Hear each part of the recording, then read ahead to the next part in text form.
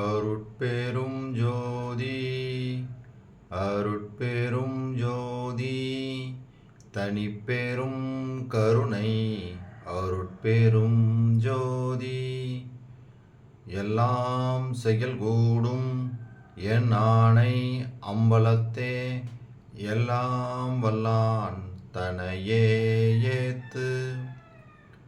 ஓம் ஸ்ரீ ராமலிங்காபயம். ஓம் ஸ்ரீ ராமலிங்காபயம். ஓம் ஸ்ரீ ராமலிங்காபயம். எல்லோருக்கும் வணக்கம். இது எனது யூடியூப் சேனலான எல்லாம் செயல்கூடும் வள்ளலார். நான் வள்ளலார் முத்து பேசுகிறேன். இன்றைய பதிவில் திருச்சிற்றம்பல தெய்வமணி மாலை பாடல் 12ற்கான விளக்கத்தை பார்க்க இருக்கின்றோம். முதலில் நான் பாடல் வரிகளை படிக்கிறேன், பின்பு விளக்கத்தை பார்ப்போம். இயற்கையிலே பாசங்கள் ஒன்றுமில்லார், குணங்கள் ஏதுமில்லார், தத்துவங்கள் ஏதுமில்லார், மற்றோர் செயற்கையில்லார், பிறப்பில்லார் இறப்பில்லார், யாதும் திரிபில்லார், களங்கமில்லார், தீமை ஒன்றும் இல்லார், வியப்புற வேண்டுதல் இல்லார், வேண்டாமை இல்லார், மெய்யே மெய்யாகி எங்கும் விளங்கி இன்பமயமாய் உயர்த்தரும் ஓர் சுத்த சிவானந்த சபைதனிலே ஓங்குகின்ற தனிக்கடவுள் ஒருவர் உண்டே கண்டீர். இப்போ இந்த 12வது வரிகள் மூலமாக வள்ளல்பெருமான் என்ன சொல்ல வராங்கன்னா, இறைவனுடைய குணங்களை சொல்கிறாங்க. இறைவன் எப்பேற்பட்டவன், என்ன மாதிரியான குணங்களை உடையவன், அதைத்தான் தெளிவாக சொல்கிறாங்க. இதை முதல்ல ஒரு விளக்கமாக பார்த்துட்டு இதுக்கப்புறம் வள்ளல்பெருமான் என்னென்னலாம் சொல்லியிருக்கிறாங்க, திருவருட்பால என்னென்னலாம் நம்மளுக்கு அதாவது இறைவனுடைய அந்த இறைநிலையை அடைவதற்கு வள்ளல்பெருமான் என்னென்னலாம் சொல்லியிருக்காங்கன்றதை நம்ம சான்றாக பார்ப்போம். முதல்ல இயற்கையிலே பாசங்கள் ஒன்றும் இல்லார், அதாவது இறைவன் எந்த விதமான பற்று பாசமும் இல்லாதவன். சரி, அடுத்து இறைவன் குணங்கள் ஏதும் இல்லார், நல்ல குணம் கெட்ட குணம் அப்படின்னு அவர்கிட்ட எந்த ஒரு பாகுபாடும் அந்த மாதிரி விஷயங்கள் எதுவுமே கிடையாது. தத்துவங்கள் ஏதும் இல்லார், அவர் எல்லா தத்துவங்களையும் கடந்தவர். சரி, அப்புறம் மற்றோர் செயற்கை இல்லார், அதாவது செயற்கை குணங்களான ராக்காதிகள்னு சொல்லுவார். அதாவது காமம், சினம், வெகுளி, மோகம், லோபம், மதம், ஆச்சரியம், இதுதான் செயற்கை குணங்கள். அந்த மாதிரி குணங்கள் எதுவும் இல்லாதவர், பிறப்பில்லாதவர் இறப்பில்லாதவர், யாதும் திரிபில்லாதவர். திரிபு அப்படின்றதுனா என்னன்னா, ஒன்றை மற்றொன்றாக தவறாக நினைத்து ஏமாறுவது, பயப்படுவதோ அல்லது மயக்கம் அடைவதோ இல்லாதவர். அதாவது ஒன்றை வேற ஒன்றா நினச்சி மயங்காதவர். சரி, அப்புறம் அடுத்து என்ன சொல்கிறாங்க, செயற்கை இல்லாதவர், பிறப்பில்லார் இறப்பில்லார், யாதும் திரிபில்லார், களங்கம் இல்லாதவர், தீமை ஒன்றும் இல்லாதவர், அதாவது அப்புறம் வேண்டுதல் வேண்டாமை இல்லாதவர். அப்போ இதெல்லாம் என்ன அப்படின்னா, ஒரு ஞானியோட நிலை, அதாவது சுத்த சன்மார்க்க நிலை, அதாவது எந்த பேதமும் இல்லாத இந்த நிலையில் இருப்பவர். அப்புறம் கடைசியாக மெய்யே மெய்யாகி இருப்பவர், அதாவது மெய்யே மெய்யாகி இருப்பதுனா எல்லாம் தாமாய் விளங்குபவர். இதை தான் கடவுளுடைய குணங்களாக வள்ளல்பெருமான் சொல்கிறாங்க. இதையெல்லாம் எங்கே, இவையெல்லாம் மெய்யே மெய்யாகி எங்கும் விளங்கி இன்பமயமாய் உயர்த்தரும் ஓர் சித்த சிவானந்த சபைதனிலே ஓங்குகின்ற தனிக்கடவுள் ஒருவர் உண்டே கண்டீர். இது மாதிரி எல்லாம் சிறப்பான குணங்களை உடைய அந்த இறைவன் விளங்கக்கூடிய இடம் இன்பமயமே உடைய சுத்த சிவானந்த சபை என்று சொல்லக்கூடிய திருச்சிற்றம்பலத்திலே விளங்குகின்ற தனிக்கடவுள் ஒருவராக அந்த அருட்பெரும் ஜோதியை விளங்குகின்றார் அப்படின்னு தான் வள்ளல்பெருமான் இந்த பாடல் வரிகள் மூலமாக சொல்ல வர்றாங்க.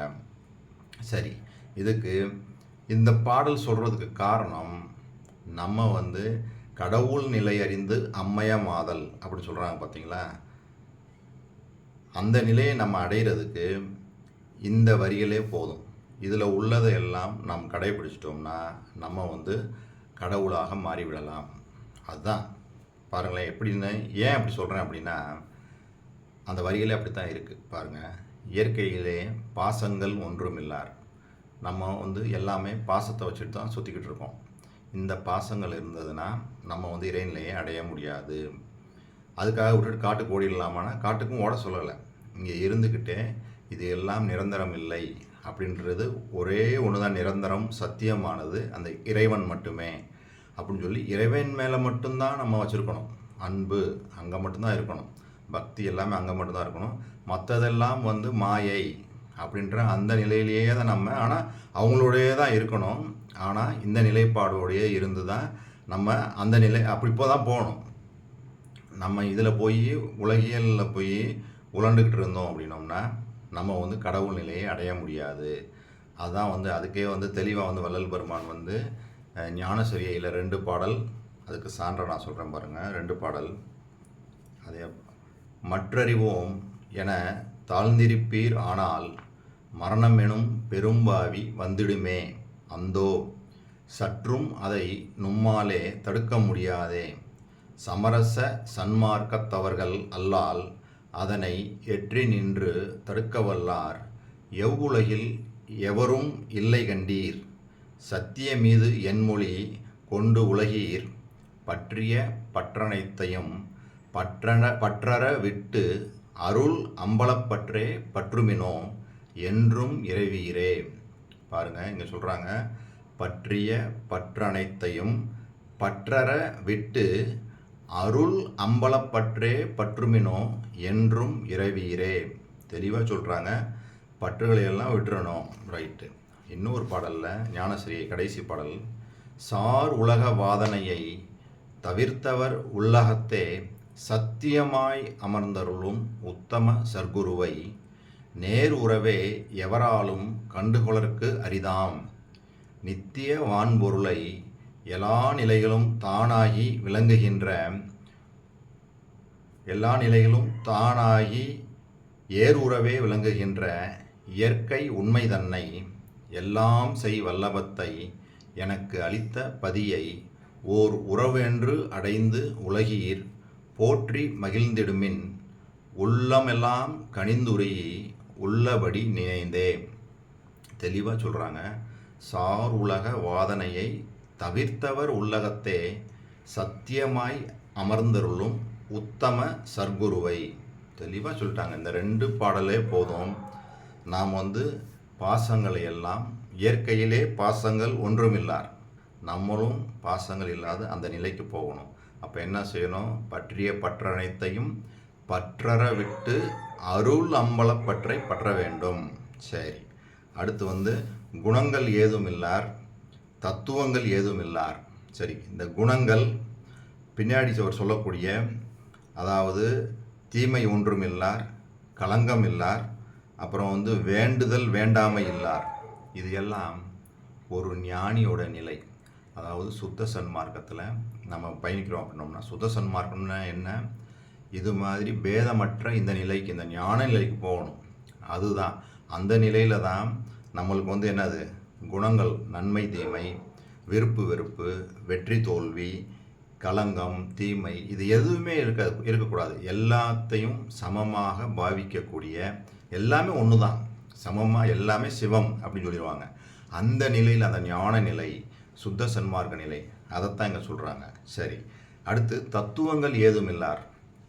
தத்துவங்கள் ஏதுமில்லார் அப்படின்றதுக்கு நம்ம அப்படியே அட்டகம் 7வது பாடல், தத்துவம் அனைத்தும் தனித்தனி கடந்தேம் தத்துவா அதீத மேல்நிலையில் சித்தியல் முழுதும் தெரிந்தனம் அவை மேல் சிவநிலை தெரிந்திடச் சென்றேம் ஒத்த அந்நிலைக்கண் யாமும் எம் உணர்வும் ஒருங்குற கரைந்து போயினம் என்று அத்தகை உணர்ந்தோர் வலுத்த நின்று ஓங்கும் அருட்பெரும் ஜோதி என் அரசே. இங்கே என்ன சொல்கிறாங்க? தத்துவம் அனைத்தும் தனித்தனி கடந்தேம் தத்துவா அதீத மேல்நிலையில் சித்தியல் முழுதும் தெரிந்தனம் அவை மேல் சிவநிலை தெரிந்திடச் சென்றேன். அந்த நிலையில தான் என்ன சொல்கிறாங்க? ஒத்த அந்நிலைக்கண் யாமும் எம் உணர்வும் ஒருங்குற கரைந்து போயினோம் அப்போ தான் வந்து அந்த அருட்பெரும் ஜோதியோட அவர் கலப்பு ஏற்பட்டு 2 பேர் ஒன்றாகிட்டோம் அப்படின்றாங்க. எங்கே தத்துவங்கள் அனைத்தையும் தனித்தனியாக கடக்கும்போது இங்கே என்ன சொல்கிறாங்க, தத்துவங்கள் ஏதும் இல்லார். அப்போ நம்ம என்ன செய்யணும், கடவுள் நிலையை அடையணும் அப்படின்னோம்னா தத்துவங்களை எல்லாம் கடக்கணும். சரி, தத்துவங்கள் இல்லாத நிலைக்கு போகணும். மற்றோர் செயற்கை இல்லார் அப்படின்றாங்க. ஏற்கனவே நம்ம பார்த்தது தான் செயற்கை குணங்கள் எதுவும் இருக்கக்கூடாது. அதாவது செயற்கை குணங்கள்னால் என்ன அப்படின்னா காமம், சினம், வெகுளி, மோகம், லோபம், மதம், மாச்சரியம், இந்த மாதிரி விஷயங்கள் எதுவுமே செயற்கை குணங்கள் எல்லாம் நம்மளே அண்டக்கூடாது. செயற்கை குணங்கள் இல்லாமல் இருக்கணும். சரி, அப்புறம் என்ன சொல்கிறாங்க, செயற்கை குணம் இல்லார், பிறப்பில்லார், இறப்பில்லார். வள்ளல் பெருமான் எப்படி சொல்கிறாங்க, பிறப்பில்லார் இறப்பில்லாருக்கு அவரே வந்து ஞானசரியில் இன்னும் கூட அருமையாக சொல்கிறாங்க இந்த பாடலில் பாருங்கள். பிறப்பில்லார் இறப்பில்லாருக்கு உற்றமொழி உரைக்கின்றேன் ஒருமைனால் உமக்கே உறவனன்றி பகைவன் என உண்ணாதீர் உலகீர் கற்றவரும் கல்லாரும் அழிந்திடக் காண்கின்றீர் கரணமெல்லாம் கலங்க வரும் மரணமும் சம்மதமோ சற்றும் இதை சம்மதியாது என் மனம்தான் உமது தன்மனம்தான் கண்மணமோ வன்மனமோ அறியேன் இற்றிதனை தடுத்திடலாம் என்னோடும் சேர்ந்திடுமின் என் மார்க்கம் இறப்பொழிக்கும் சன்மார்க்கம் தானே. பாருங்கள் எவ்வளோ தெளிவாக சொல்லியிருக்காங்க. என் மார்க்கம் இறப்பை ஒழிக்கும் சன்மார்க்கம். நம்ம இந்த சுத்த சன்மார்க்கத்துக்கு வந்ததுக்கப்புறம் நம்ம மனசில் இதுதான் ஓடணும். மரணம் அப்படின்றது வந்து உள்ளேயே ஏற்றுக்கிறவே கூடாது. என் மார்க்கம் இறப்பொழிக்கும் சன்மார்க்கம். ஒரு சன்மார்க்கி அப்படின்றவங்க வந்து மரணத்தை ஏற்றுக்கொள்ளக்கூடாது. மரணம் இல்லை அப்படின்றவங்க தான் இதில் பயணிக்க முடியும், பயணிக்கணும். வள்ளல் பெருமான் அப்படி தான் சொல்கிறாங்க. ஒவ்வொரு வரிகளும் அந்த வார்த்தைகளும் பாருங்கள் எப்படி வந்து உழுகுது பாருங்கள். இங்கே என்ன சொல்கிறாங்க, பிறப்பில்லார் இறப்பில்லார், எனக்கு இறப்பே இல்லை அப்படின்னும் போது நான் எங்கே பிறக்க போகிறேன், பிறப்பும் இல்லை. அப்போ கடவுள் அப்படி தான் இருக்கிறாங்க. வள்ளல் பெருமான் திருவுருட்பாலையும் அதை தான் போதிக்கிறாங்க. அப்போ நம்ம இந்த சுத்த சன்மார்க்கத்தில் இருந்துட்டு நம்ம வந்து மரணித்து விடுவோம் அப்படின்னு நம்ம நினைக்கிறோம்னா தவறு. நம்ம வந்து தவறு பண்ணுறோன்னு அர்த்தம். நம்ம சரியான பாதையில் பயணிக்கவில்லை அப்படின்றது தான் உண்மை. அப்போ சரியான பாதை எதுனா, எனக்கு மரணம் இல்லை. அதான் ஒரு இதில் சொல்லுவாங்களே, பயப்பட மாட்டேன்,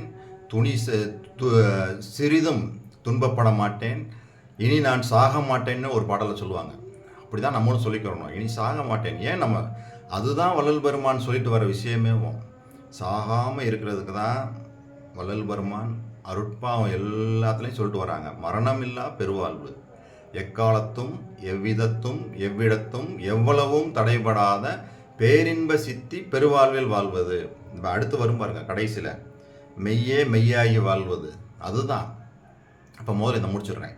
அப்போ வந்து இங்கே வந்து என்ன சொல்கிறாங்க, என் மார்க்கம் இறப்பொழிக்கும் சன்மார்க்கம். இதுக்கு முன்னாடி என்ன சொல்கிறாங்க பாருங்கள், உற்றமொழி உரைக்கின்றேன் ஒருமையினால் உமக்கே உறவனன்றி பகைவன் என உண்ணாதீர். என்னை வந்து பகைவனாக நினைக்காதீங்க, நான் வந்து உங்களுடைய நண்பன், உங்களுடைய நல்லதுக்கு தான் சொல்கிறேன். என்ன சொல்கிறாங்க, கற்றவரும் கல்லாரும் அழிந்திட காண்கின்றீர்.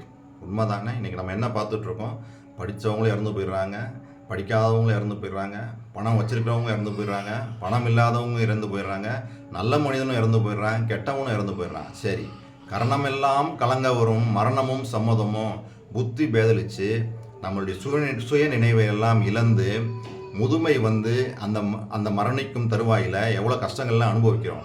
அது மாதிரி ஒரு மரணம் உங்களுக்கு சம்மதமா அப்படின்னு கேட்டுட்டு, சற்றும் இதை சம்மதியாது என் மனம்தான் உமது தன்மனம்தான் கண்மணமோ வன்மணமோ அறியேன் இதனை தடுத்திடலாம். இதை வந்து இப்போயே தடுத்திடலாம், என்னோடு சேர்ந்திடுமின். சுத்த சன்மார்க்கத்திற்கு வந்து அவர் சொன்ன வழியில் பயணித்தா என் மார்க்கம் இறப்பொழிக்கும் சன்மார்க்கம் தானே. தெளிவாக சொல்கிறாங்க. அப்போ இறைவன் எப்படி இருக்கான், பிறப்பில்லாதவன் இறப்பில்லாதவன். அப்போ நம்மளும் எப்படி இருக்கணும், பிறப்பில்லாத இறப்பில்லாத நிலைக்கு போகணும். எப்படி போக முடியும்? அப்போ அதுக்கு உண்டான வழிமுறைகள் வள்ளல் பெருமான் சொல்லியிருக்கிறாங்க. அதை வந்து ரொம்ப கஷ்டமான விஷயம்லாம் இல்லை. எல்லா உயிர்களையும் தம் உயிர் போல் நேசிக்கணும் அப்படின்றாங்க, அவ்வளோதான். அதை தான் ஒருமையுடன் சொல்கிறேன்னு பாருங்கள். உற்றமொழி உரைக்கின்றேன் ஒருமையினால் உமக்கே. எங்கள் ஒருமைன்னு ஒரு வார்த்தை யூஸ் பண்ணுறாங்க பாருங்கள். தயவு தயவுக்கு ஒருமை வேணுன்றாங்க. அந்த ஒருமைன்றது வேற ஒன்றும் இல்லை, எல்லா உயிர்களையும் தம் உயிர் போல் நேசிக்கின்ற அந்த உணர்வை வளர்த்து கொள்ள வேண்டும். அந்த உணர்வு ஒருமைனா என்ன அப்படின்னா, உடலாலும் சொல்லாலும் செயலாலும் பொருளாலும் பிறர் படும் துன்பங்களை பார்த்து அவர்களுக்கு நன்மை செய்வது, ஜீவகாருண்யம் செய்வது, அதே சமயத்தில் கடவுளிடம் சத்துவிசாரம் பண்ணுவது, நமது குறைகளையும் இறைவனுடைய பெருமையையும் நினச்சி அந்த இப்படி நான் கஷ்டத்தில் இப்படி இருக்கேனே, இந்த மாதிரி குறைகளோடு இருக்கேனே, அப்பா உன்னைய மாதிரி நான் அந்த நிறைகளோடு வாழணும் அப்படின்னு சொல்லி இறைவனிடம் அந்த விண்ணப்பம் வைக்கிறது. இதெல்லாம் இந்த மாதிரி குணங்கள், இந்த மாதிரி ஒரு விஷயங்கள் எல்லாம் நடக்கும்போது இறைவனுடைய அருள் நம்மளுக்கு பரிபூர்ணமாக கிடைக்க ஆரம்பிச்சிடும். அந்த இறைவனுடைய அருள் நம்மளுக்கு பரிபூர்ணமாக கிடைக்கும்போது அப்போ மற்ற எல்லாமே வராது. மரணம், பிணி, மூப்பு, பயம் எல்லாம் போயிடும். வள்ளல் பெருமான் ரொம்ப சுலபமாக தான் சொல்கிறாங்க, நம்ம தான் அதை ரொம்ப பெருசாக எடுத்துக்கிறோம். அப்போ அந்த உணர்வு நிலை தான் ரொம்ப முக்கியம். எந்த அளவுக்கு நம்ம உணர்வு நுட்பமாகி அந்த நிலையில் இருக்கிறோமோ அப்போ தான் நம்ம உள்முகமாக பயணித்து அந்த ஆன்மாவை தெரிஞ்சு அந்த ஆன்மாவுக்குள் இருக்கும் அந்த கடவுளை காண முடியும், அவருடைய அருளை பெற முடியும். இதுதான் வள்ளல் பெருமான் இவ்வளோ தெளிவாக சொல்லிட்டு வராங்க. சரி, இப்போ அது பார்த்துட்டோம், பிறப்பில்லார் இறப்பில்லார் பார்த்துட்டோம். கடைசியாக மெய்யே மெய்யாகி எங்கும் விளங்கி இன்பமயமாய் உயர்த்தரும் ஓர் சித்த சிவானந்த சபைதனிலே ஓங்குகின்ற தனிக்கடவுள் ஒருவர் உண்டே கண்டீர், அதே மெய்யே மெய்யாகி. இதுக்கு என்ன விளக்கம்னா, எல்லாம் தாமாய் இருப்பவர் கடவுள். அப்போ நம்மளும் மெய்யே மெய்யாகி இருக்கணும் அப்படின்னா கடவுள் எப்படி இருக்கிறாரோ அதே மாதிரி நம்மளும் இருக்கணும், அந்த நிலையில் போய் இருக்கணும். இதுக்கு வள்ளல் பெருமான் ஜீவகாருண்யம் 2வது பிரிவில் உள்ள அந்த பேரின்பம் அப்படின்னு சொல்லியிருக்காங்க. அதை பாடி நான் இந்த வீடியோவை நிறைவு செய்கிறேன். அதை படித்து இந்த வீடியோவை நிறைவு செய்கிறேன். அதாவது கடவுள் எப்படின்னா பாருங்களேன், எல்லா தேகங்களையும் எல்லா கரணங்களையும் எல்லா புவனங்களையும் எல்லா போகங்களையும் தமது பூரண இயற்கை விளக்கமாகிய அருட்சக்தியின் சந்நிதி விசேடத்தால் தோன்றி விளக்கம் செய்விக்கின்றவராகவும் பூரண இயற்கை உண்மை வடிவினராகவும் பூரண இயற்கை இன்பத்தை பெற்று விளங்குபவராகவும் இருக்கின்றார். இது மாதிரி நம்மளும் இருக்கணும். அப்போ தான் நாம் எக்காலத்தும் எவ்விடத்தும் எவ்வளவும் தடைபடாமல் இருக்கக்கூடிய அந்த பெரிய பேரின்ப லாபத்தை பெற்று மரணமில்லா பெருவாழ்வில் வாழலாம். அதாவது சுருங்க சொன்னால் யாவும் தாமாய் விளங்குவதே. இதெல்லாம் ஜீவகாருண்ய ஒழுக்கம் 2வது பிரிவில் சொல்லியிருக்கிறாங்க. அந்த கருத்தை தான் நான் எடுத்து சொன்னேன். அதாவது யாவும் தாமாய் விளங்குவதே, அதுதான் மெய்யே மெய்யாய் விளங்குவது. கடவுள் அப்படி தான் இருக்கான். அப்போ நம்மளும் அப்படி தான் இருக்கணும்னா கடவுளுடைய குணங்கள் எல்லாம் நம்ம வரணும். அதைத்தான் நான் படித்து காமிச்சேன். கடவுளுடைய குணங்கள் எப்படி இருக்குது, எல்லா தேகங்களிலும் எல்லா காரணங்களிலும் எல்லா போனங்களிலும் எல்லா போகங்களிலும் பூரண இயற்கை விளக்கமாகவும் பூரண இயற்கை உண்மை வடிவினராகவும் பூரண இயற்கை இன்பத்தையும் பெற்று வாழ்பவராக அவர் இருக்கிறார். அதே மாதிரி தான் நம்மளும் இருக்கணும். அப்படி இருந்தால் தான் நம்ம கடவுள் நிலையை அடைந்து அம்மையமாதல் என்ற அந்த நிலைக்கு போக முடியும். இப்போ நான் சொன்ன இந்த விஷயங்கள் எல்லாம் உங்களுக்கு புரிஞ்சிருக்குன்னு நினைக்கிறேன். வள்ளல் பெருமான் இந்த பாடல் மூலமாக இறைவனுடைய குணங்களை சொன்னாலும் நம்மளுக்கும் ஒரு இன்டைரக்டாக என்ன சொல்ல வர்றாங்கன்னா, நீங்களும் இது போன்ற இந்த கடவுளுடைய அந்த குணங்களை பெற்றீர்களானால் நீங்களும் கடவுளாகவே மாறலாம். அவர் சொல்ல வர்றதும் அதுதான், அவர் விரும்புகிறதும் அதுதான். எல்லோரும் இந்த நிலைக்கு வரணுன்றதுக்கு தான் அவர் எவ்வளோ பாடல்கள் மூலமாக பலவிதமாக சொல்லிட்டு வராங்க. அதுக்கு அவர் பேஸாக எடுத்துக்கிறது தயவு மார்க்கம். அந்த தயவுனால தான் நம்ம இந்த நிலைக்கு மேலே வர முடியும். அதுக்கு அவர் சொன்ன இந்த விஷயங்கள் எல்லாம் நம்ம பின்பற்றிட்டு வரணும். அதாவது பாசங்கள், பற்று பாசங்கள், அதுக்கு நம்ம பார்த்தோம். பற்று பாசங்கள் நீங்கணும், தத்துவங்கள் எல்லாம் போகணும், செயற்கை குணங்கள் எல்லாம் போகணும், ஞான நிலை, பற்றற்ற நிலை வரணும். அதாவது எதுலேயுமே இந்த பேதமற்ற அந்த பற்றற்ற நிலை வரணும். அப்புறம் மெய்யே மெய்யாகி யாவும் தாமாய் ஆகி விளங்கணும். இப்போ இவ்வளோ விஷயங்கள் வள்ளல் பெருமான் இந்த பாடல் மூலமாக சொல்லியிருக்காங்க. நான் சொன்ன இந்த விஷயங்கள் எல்லாம் நீங்களும் வந்து சிந்தித்து உங்களுக்குள்ளேயும் ஒரு விசாரமாக பண்ணி பாருங்கள். என்னென்ன இதெல்லாம் நம்மளும் இருக்கிறோம், நம்ம எப்படிலாம் இதில் போகலாம். ஏன்னா அவங்களுடைய அந்த முயற்சிகள் தான் எந்த அளவுக்கு நம்ம அதிதீவிரமாக அந்த முயற்சி பண்ணுறோமோ அப்போ தான் நம்ம வந்து அந்த கடவுளை நோக்கி இன்னமும் அதிகமான க்ளோஸாக போயிட்டே இருக்க முடியும். அதனால் நம்மளுக்கு உங்களுக்கு சமயம் கிடைக்கும் போதெல்லாம் நீங்களும் அமைதியாக உட்காந்து இந்த மாதிரி சத்விசாரம் பண்ணி பாருங்கள். நம்ம எப்படி இருக்கிறோம், கடவுள் எப்படி இருக்கிறாரு, நம்மளுக்கு என்னென்ன குணங்கள்லாம் இப்படிலாம் இருக்குது, கடவுள் இப்படிலாம் இல்லாமல் இருக்கிறாரு, நம்ம அதனால் சில எல்லாம் அந்த மாதிரி இருக்க முடியாமல் இருக்குதே, என்ன காரணம்? அது அப்போ அவர்கிட்டயே வந்து நம்ம விண்ணப்பமாக வைக்கலாம். ஐயா, நான் இப்படிலாம் இருக்கிறேனே, உங்களை மாதிரி இருக்க முடியல, எனக்கு ஒரு வழியை காமிங்கன்னா வள்ளல் பெருமான் வந்து நம்மளுக்கு சத்குரு. அவர் வந்து நம்மளுக்கு வழி காட்டுவார், எப்படிலாம் போகணும். என்னென்னலாம் நம்ம கேட்குறோமோ அதெல்லாம் கொடுப்பதற்கு வள்ளல் பெருமான் ரெடியாக இருக்கார். நம்ம இந்த பயணத்தில் புரிதல் தான். எந்த அளவுக்கு நம்ம புரிஞ்சுக்கிறோமோ அந்த அளவுக்கு வள்ளல் பெருமானும் நம்மளை நோக்கி வருவார். அதான் புரிதல்னா விளக்கம். எந்த அளவுக்கு நம்ம விளங்கி மேலே ஏறுறோமோ பாருங்கள், எவ்வளோ தெளிவாக சொல்லிட்டாங்க. இதையெல்லாம் நமக்கு அதாவது ஒன்று ஒன்றா நம்மளால் எந்த அளவுக்கு முடியுமோ அந்த அளவுக்கு நம்ம முயற்சிகள் பண்ண வள்ளல் பெருமான் வந்து நம்மளை கைப்பிடிச்சு மேலே தூக்கி கொண்டு போயிடுவார் அப்படின்றதுல எல்லளவும் சந்தேகம் இல்லை. இதோட இந்த கருத்துக்களோட இந்த வீடியோவை நிறைவு செய்கிறேன். அடுத்த வீடியோவில் தெய்வமணி மாலை 13வது பாடலுக்கான விளக்கத்தை பார்ப்போம். இதோடு இந்த தெய்வமணி மாலை பாடல் நிறைவேறுகிறது. அடுத்து 3வது பிரிவு உள்ளதை நம்ம அடுத்ததில் பார்ப்போம். இதுவரை பொறுமை காத்து எனது வீடியோவை பார்த்த உங்களுக்கு கோடான கோடி நமஸ்காரங்களும் நன்றிகளும். அருட்பெரும் ஜோதி அருட்பெரும் ஜோதி தனிப்பெரும் கருணை அருட்பெரும் ஜோதி.